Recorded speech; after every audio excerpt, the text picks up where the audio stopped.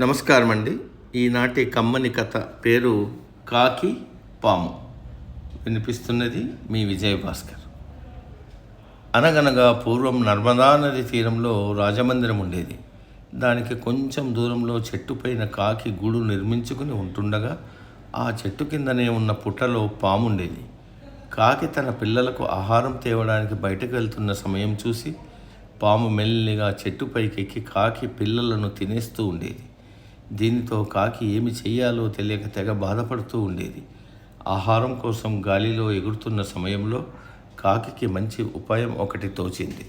ఉపాయం వచ్చిందే తడవుగా ఒడ్డునే ఉన్న రాజమందిరంలోకి ప్రవేశించి అక్కడ ఉన్న భటులు చూస్తుండగానే రాణిగారి నగను తన నోట కరచుకుని పైకి ఎగిరి తన గూడు వైపు వెళ్ళసాగింది.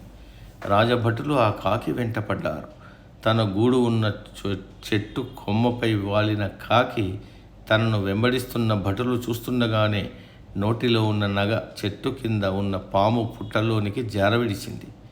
దీనితో రాజభటుడు గుణపాలు పారలు తెచ్చి ఆ నగ కోసం పుట్టను పెకిలించగా దానిలో ఉన్న పాము రాజభటులపై కోపంతో బుసకొట్టింది.